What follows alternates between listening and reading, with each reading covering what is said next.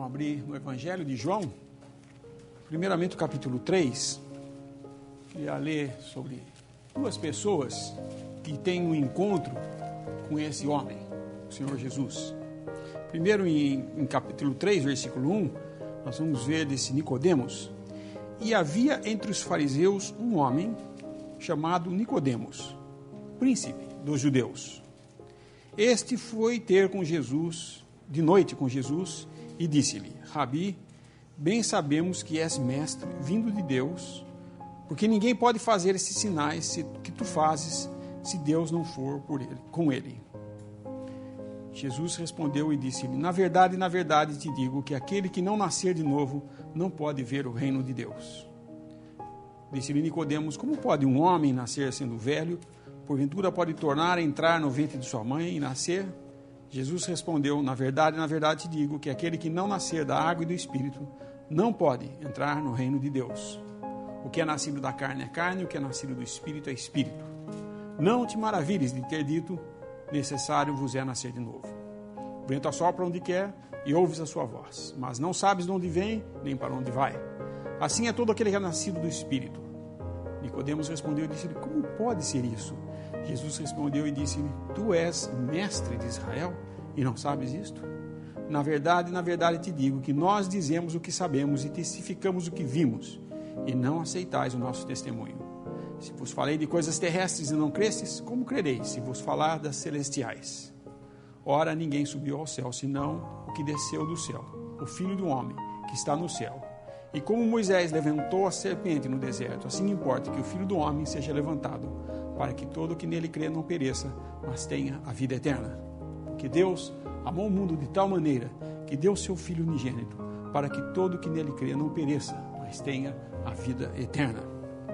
Porque Deus enviou seu Filho ao mundo, não para que condenasse o mundo, mas para que o mundo fosse salvo por ele.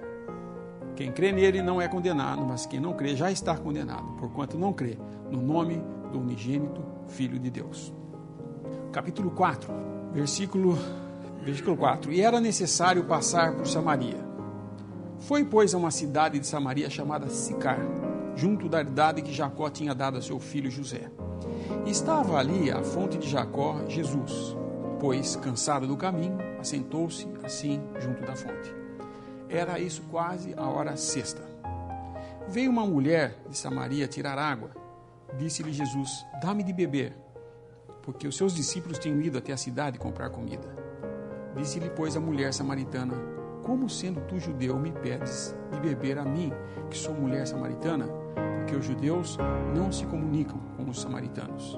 Jesus respondeu e disse-lhe: se tu conheceras o dom de Deus e quem é o que te diz, dá-me de beber, tu lhe pedirias e ele te daria água viva. Disse-lhe a mulher: Senhor, tu não tens com que atirar e o poço é fundo. Onde, pois, tem a água viva?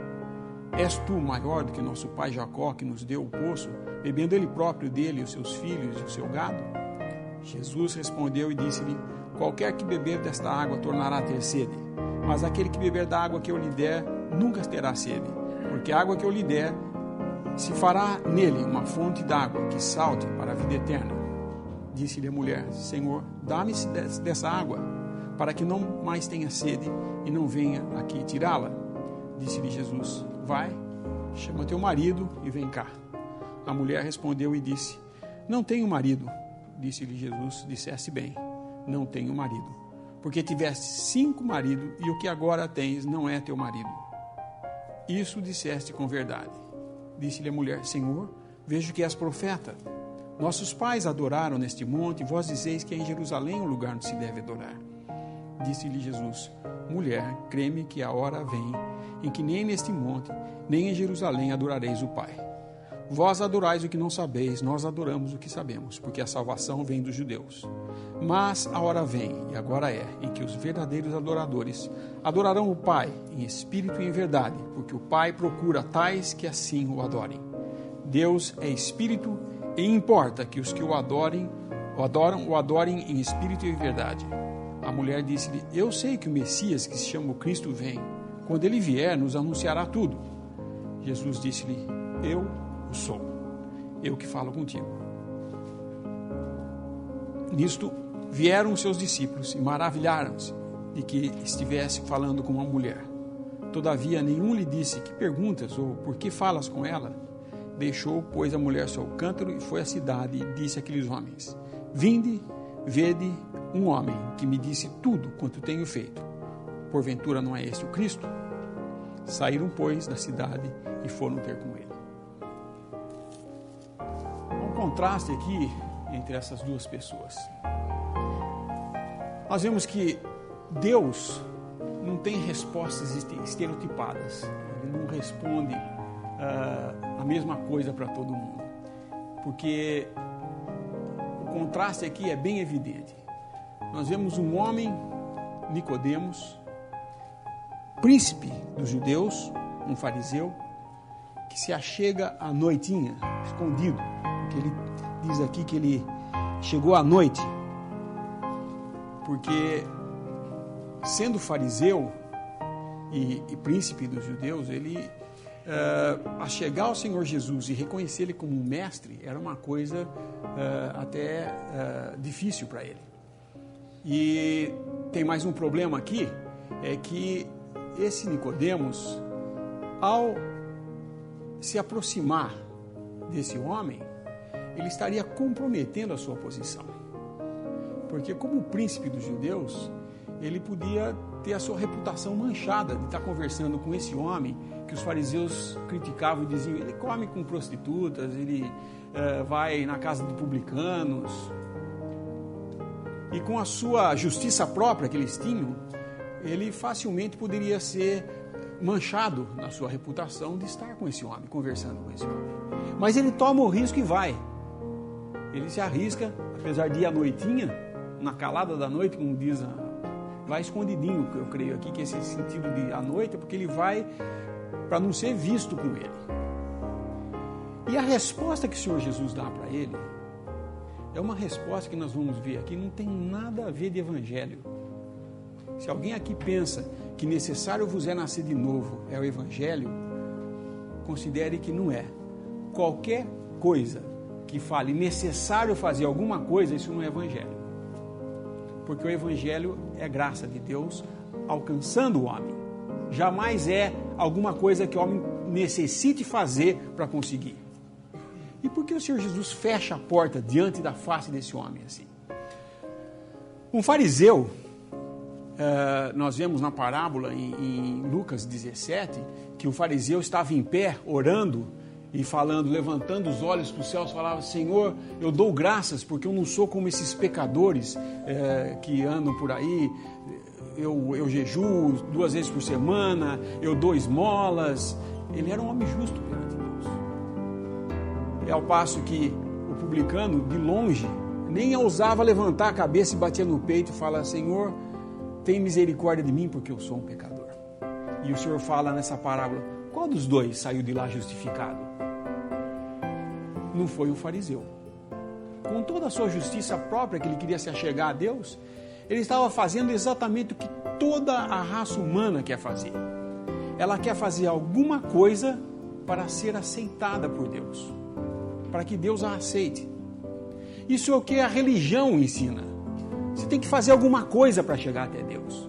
Nós vemos sacrifícios terem sido feitos e ofertados, e hoje nós não temos pessoas fazendo sacrifícios de animais, mas quantos e quantos fazem promessas, novenas, fala assim: olha, se eu tão somente conseguir essa graça, por 1 ano não vou fazer tal coisa. Quem já não ouviu alguém fazendo isso? Quem já não viu a questão de algumas semanas atrás, uma quantidade de pessoas nas estradas em direção à Aparecida do Norte, levando uma cruz de madeira que ele mal consegue com o peso? Isso ele está fazendo um sacrifício para conseguir alguma graça de Deus. Olha que absurdo. Eu fazendo algum sacrifício para alcançar uma graça, mas graça não... Então não é graça. É recompensa pelo sacrifício feito. E nós queremos tratar Deus nessas bases. Nós queremos impor para Deus as bases de aproximação de nós que nos afastamos dele. Queremos impor as nossas condições para aproximação, como se ele fosse o faltoso e nós ou que vai reconciliar. E é bem ao contrário. Por isso Deus aqui fecha totalmente as portas e fala, necessário é nascer de novo. Como assim?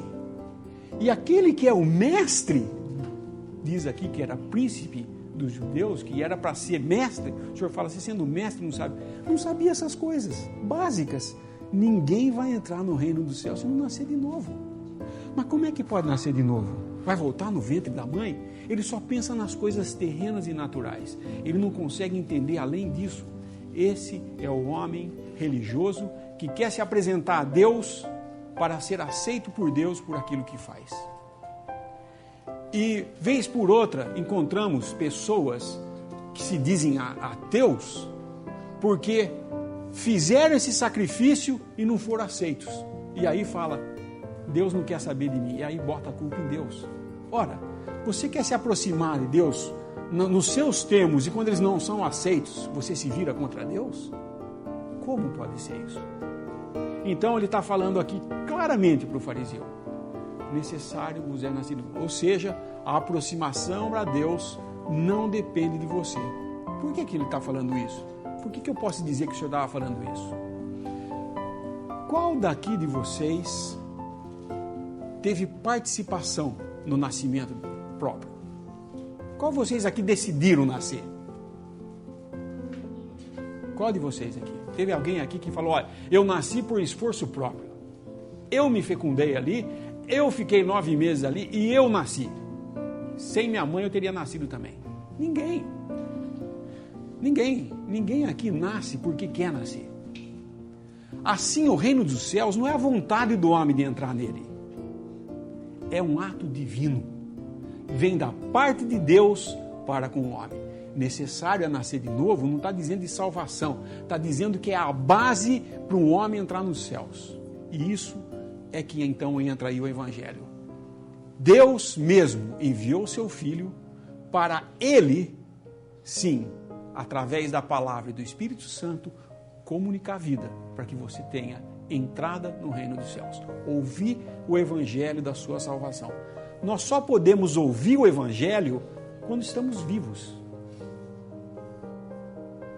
Agora, nós só podemos aceitar esse Evangelho da salvação quando espiritualmente estamos vivos. Porque o pecado trouxe a morte. Não só a morte física, essa morte que nós vemos passar aqui, indo para a lagoa, a gente passa por um cemitério ali, você vê todas aquelas lápides ali, tá? E cada ano que eu passo ali tem mais, né? Não acaba nunca, né? Eu nunca vi um cemitério encolher, ele só aumenta, né? Por quê?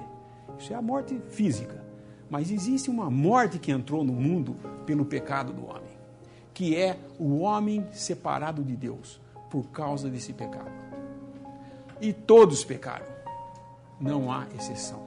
Assim, esse homem tenta chegar nessa base de justiça própria, do que ele é, e com receio da sua reputação ser manchada, o Senhor nem sequer trata desse assunto com ele. Ele já vem clara e abertamente falando, necessário vos é nascer de novo. E ele fala, como pode ser isso? O Senhor explica, e aí ele apresenta o que Deus fez para o homem, e não o que o homem quer fazer para Deus. É o versículo 16. Deus amou o mundo de tal maneira que deu seu Filho unigênito para que todo o que nele crê não pereça, mas tenha a vida eterna. Isso é Deus que fez. Em contraste com isso, nós vamos ver essa mulher. Uma mulher que não estava na calada da noite, pleno meio-dia. Sexta hora do dia é o meio-dia. Mas ela não estava lá procurando o Senhor Jesus, ela não foi lá para encontrar com o Senhor Jesus, ao contrário. Ela até se assusta quando ele conversa com ele, fala, como é que você pode, falando com um samaritano, ele diz, não converso, né? Como é que pode um negócio desse? O Senhor vai e se aproxima dela e fala, dá-me de beber, dá-me de beber. Versículo 7, veio uma mulher de Samaria tirar água, disse-lhe Jesus, dá-me de beber. Essa mulher não veio até o Senhor Jesus, ao contrário, ela veio ali por causa da água. Ela tinha um cântaro na cabeça e o único propósito dela era estar ali. Ela era o contrário de Nicodemos. Nicodemos estava com preocupação com respeito à sua reputação. Estar perto do Senhor Jesus ali, alguém visse, a reputação de Nicodemos estaria em jogo. Essa mulher era bem ao contrário. Alguém visto conversando com ela podia botar sua reputação em jogo, porque ela não tinha uma moral muito das grandes, não. Ela era uma mulher que já tinha tido 5 maridos e o que ela tinha agora não era o marido dela. E o Senhor sabia disso. Então, ela não estava preocupada com a reputação dela. Mas o Senhor se aproxima dela. Por que essa diferença? Porque ele dialoga com ela, fala, dá-me de beber, e aí explica tudo isso para ela e abre para ela um caminho tão amplo de salvação. Porque ela tinha uma diferença. Ela não chegou ali como o Nicodemos, o fariseu, com justiça própria. Ela sabia muito bem o que ela era. Ela sabia muito bem o que ela era. Pecadora.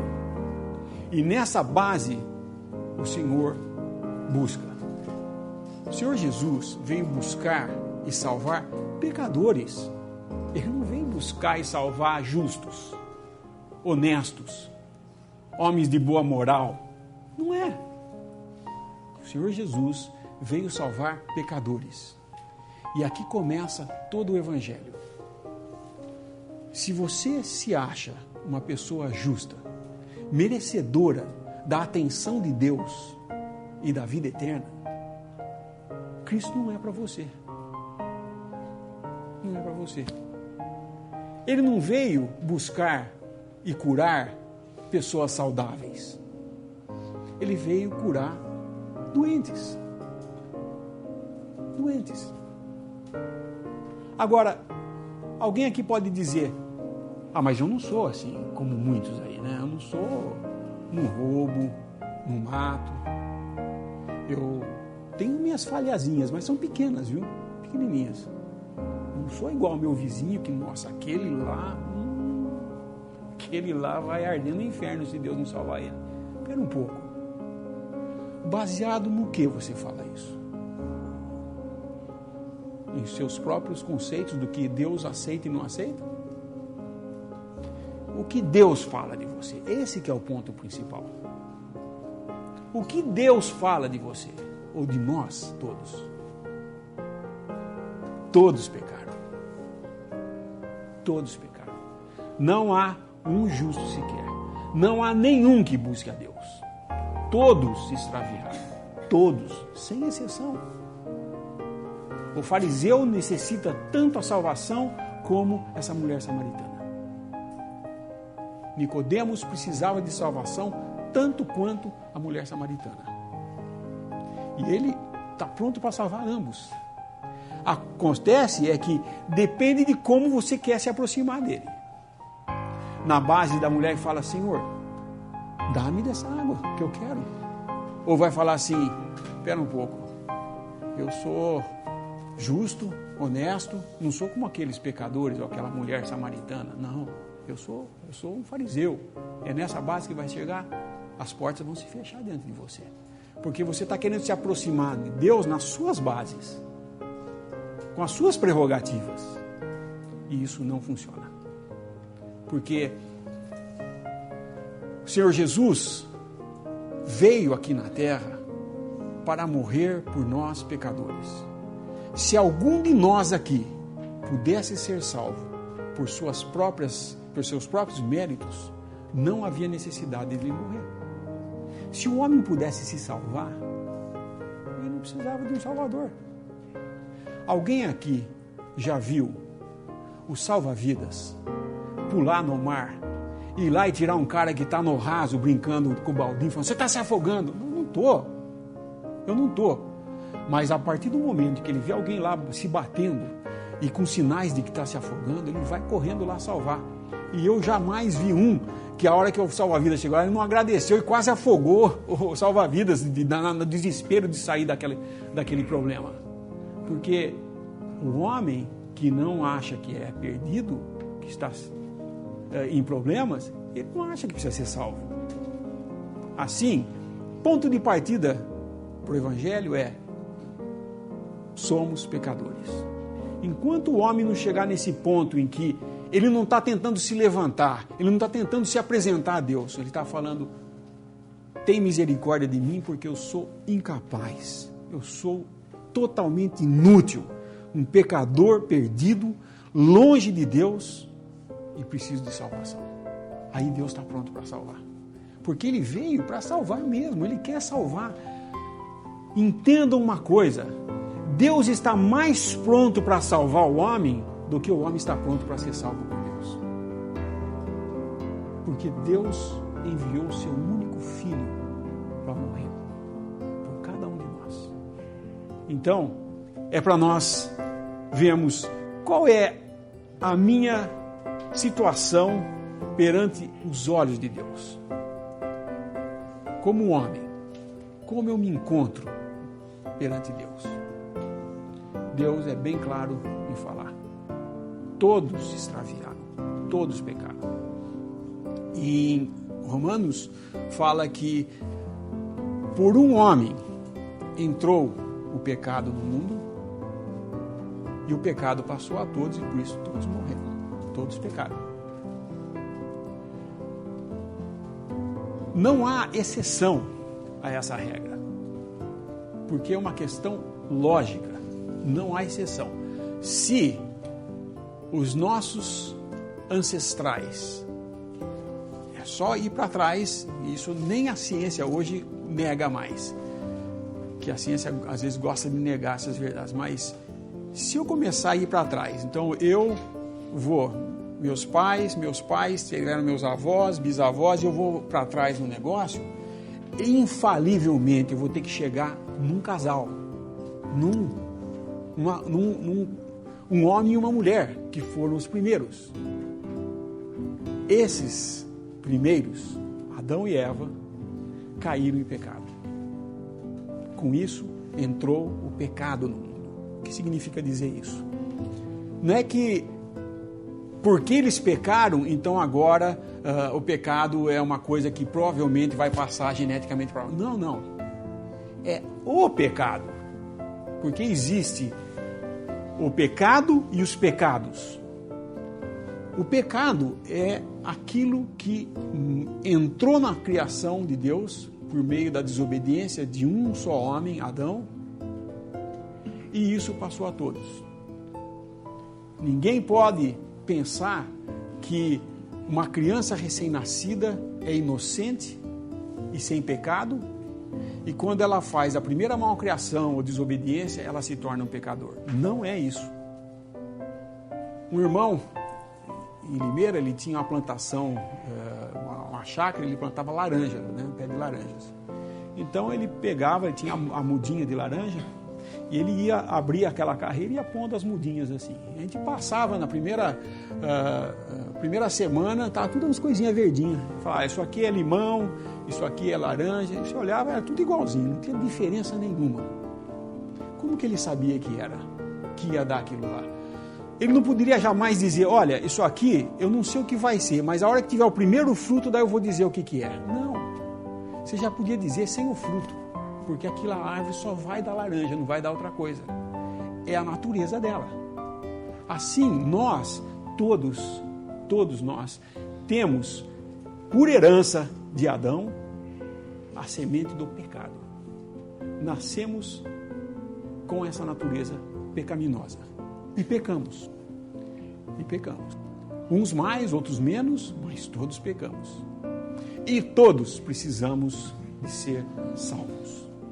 Precisamos ser libertados desse pecado. Como podia ser isso? Deus, amando o mundo de tal maneira, o que Ele fez? Perdoou todo mundo e passou uma régua e falou, vamos virar a página, que agora em diante vai ficar tudo certinho? Não. Porque Deus ama o pecador. O Senhor Jesus aqui amou Nicodemos tanto quanto Ele amou a mulher samaritana ou qualquer um que se passava na frente dele.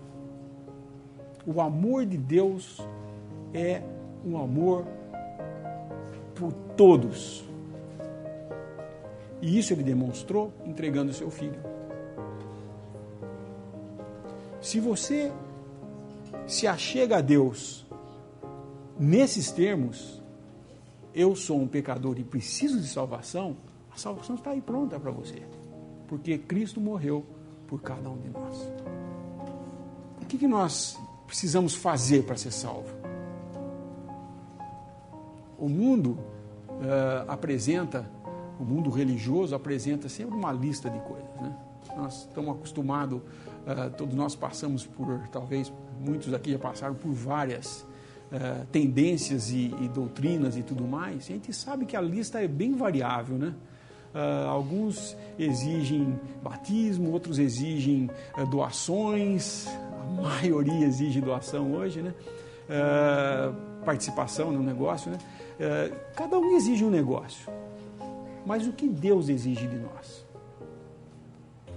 Quando Paulo e Silas estavam naquele cárcere e tremeu o lugar e o soldado que guardava-os, temeroso de que eles tinham fugido, e todo guarda romano, soldado romano que estava cuidando de algum preso, se esse preso fugisse, ele pagava com a própria vida. Então, a hora que ele viu que havia tido um tremor e no receio de que aqueles 2 prisioneiros tinham fugido, porque as grades abriram todas, ele pegou de uma espada e ia se matar. E Paulo falou: não faça isso, que nós estamos aqui, nós não saímos não.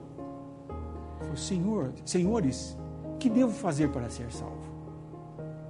Aí Paulo pôs a mão no bolso, puxou a listinha do credo e falou: aqui, ó, tá isso aqui, ó, você tem que fazer isso. Foi isso que Paulo fez? Não. A palavra foi simples, clara, curta e efetiva. Crê no Senhor Jesus e será salvo. E esse homem pega Paulo e Silas, agora aquilo que ele tinha temor, que ele ia se matar, ele faz, ele tira os 2 da cadeia e leva lá para fora. Ele estava arriscando a vida dele fazendo isso, mas ele vai, leva para casa, dá de comida, sua família toda assenta, ouvem o Evangelho, são salvos também, e eles voltam e no dia seguinte são libertados e tudo mais. O que devo fazer para ser salvo? O que cada um aqui deve fazer? Se ainda não é salvo, o que deve fazer para ser salvo? Absolutamente nada, já foi feito, só crer. O Evangelho da nossa salvação é Deus nos alcançando, nos dando vida por meio da obra de Cristo Jesus. Deus ama o pecador, aborrece o pecado. Deus não podia apenas virar a página e falar: deixa para lá isso que vocês fizeram de errado. Foi um deslizezinho tão pequeno, não é? Não foi? Só um fruto, gente. Comer do fruto, nem é roubar, é comer do fruto só. Ele não roubou. Ele não matou ninguém para pegar aquele fruto. Foi só um pecadinho. Não, foi a desobediência ao que Deus tinha falado. E isso é exatamente o que nós somos. Totalmente incapazes de guardar a mais simples ordenação de Deus. Então, nessa situação de perdidos, nós estaríamos totalmente desesperados se eu estivesse aqui pregando o Evangelho, que são todos pecadores e que agora não tem mais o que fazer. Vamos ser todos condenados. Não é isso. O Evangelho é exatamente o contrário, é dizendo que todos nós estamos perdidos, não para botar medo em vocês, para colocar um terror, agora vocês têm... Não. É dizendo, olha, todos estão nessa situação, mas tem um caminho de saída. A escapatória é essa. O caminho de saída é esse. Recentemente, quando pegou fogo nessa boate, qual foi o maior problema que eles tiveram? Por que morreu tanta gente? Porque ninguém pensou que a coisa fosse tão séria, porque não tinha tanto fogo. Mas o maior problema é que muitos tentaram fugir pelo lugar errado. Foram para o banheiro, onde não dava para sair. E hoje o homem tenta fugir, quando ele percebe, ele tenta fugir pelo caminho que ele acha que é o melhor. Ajuda isso? A sinceridade daqueles que entraram naquele banheiro ajudou a eles? Não, foi onde mais morreu, foi naquele banheiro, que eles não tinham para onde ir. E ao passo que o caminho que dava a saída mesmo, estava bloqueado por ignorância dos outros. Falou, não, peraí, não sei se pagou a conta, precisa ver se pagou a conta. E a hora que eles perceberam, aí já era tarde. O caminho de salvação está amplamente demarcado para todos. É Cristo Jesus. Ele abriu um caminho de salvação para nós e é muito simples de sair desse problema sério que nós temos na nossa vida, ser salvos. Apenas nós precisamos entender que a situação é perigosa, não é coisinha simples não, e se apertar um pouco não adianta correr para o banheiro, a saída é para lá, é aquela saída que ele pôs, não é outra saída. Assim, o convite que eu faço aqui essa noite é que todos aqui que ouviram desse evangelho e ainda não tenham crido, que aceitem a Jesus Cristo como Salvador. Ele tem prazer em salvar um pecador. Mas o Senhor Jesus apresenta uma coisa muito interessante para essa mulher samaritana aqui, porque quando ela chega no ponto de querer dessa água, nós vemos o que o Senhor Jesus fala para ela. Versículo 15, disse-lhe a mulher: Senhor, dá-me dessa água, para que não tenha mais sede e não venha aqui tirá-la. A resposta do Senhor Jesus: disse-lhe Jesus: vai, chama teu marido e vem cá. Aí é um problema, né? Porque agora ela tem que fazer uma coisa que, como é que ela ia responder isso aí agora? A mulher respondeu e disse: não tenho marido. Disse-lhe Jesus: disseste bem, não tenho marido, porque tivesse 5 maridos e o que agora tens não é teu marido. Isso disseste com verdade. E aí a resposta dela que me chamou a atenção. Disse-lhe a mulher: Senhor, vejo que és profeta. Nossos pais adoraram neste monte e vós dizeis que é em Jerusalém o lugar onde se deve adorar. Ela tentou fazer mais ou menos a mesma coisa que o fariseu estava querendo fazer. A hora que o Senhor Jesus falou: vai, busca seu marido. Eu falei: eu não tenho marido. Falou: falasse certo, você já teve 5 e o que tem agora não é seu. Eu falei: nossa, eu vejo que é profeta. Os nossos pais adoram nesse monte e vocês dizem que é em Jerusalém. Ela está querendo saber quais as bases para ela fazer um sacrifício para acertar essa situação. O Senhor fala: não é nem aqui nem lá, é em espírito e verdade agora. Ele apresenta a ela um novo caminho para o homem de aproximação a Deus. Não é nem aqui e nem em Jerusalém. Deus enviou o seu Filho, Jesus Cristo, para buscar e salvar pecadores. O Pai busca adoradores. Nós agora somos chamados à salvação para sermos adoradores a Deus.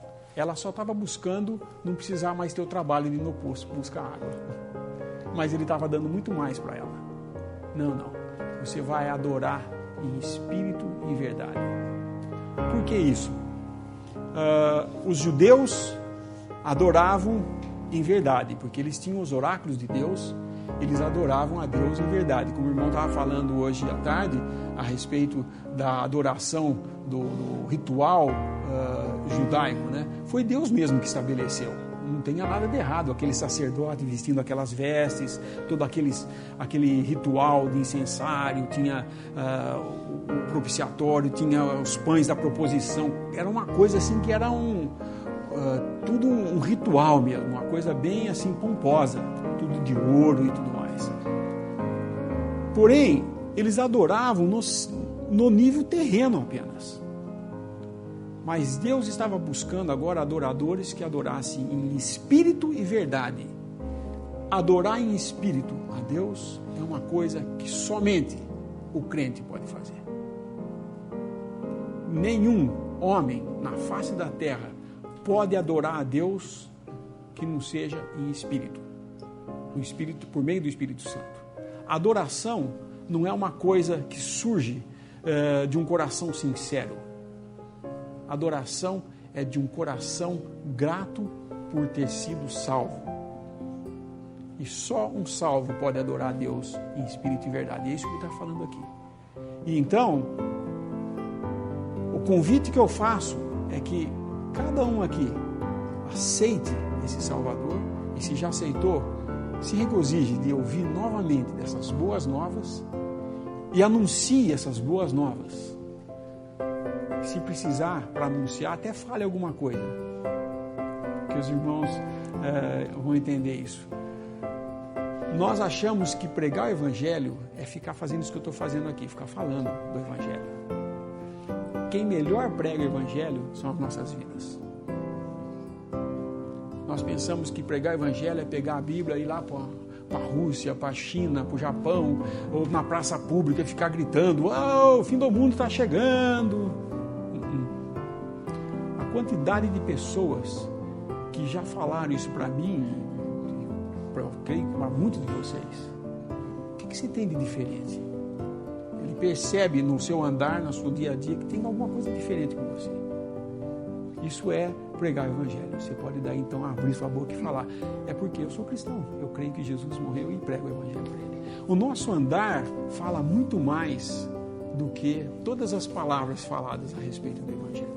Então isso é uma exortação que eu faço a todos aqui, e que entendam que somos salvos com um propósito de adoradores, adorar a Deus em espírito e verdade, e um testemunho aqui na terra para a honra e glória de Deus aqui na terra, levando esse nome, nos identificando com esse homem, não na calada da noite para que ninguém saiba, mas em dia aberto.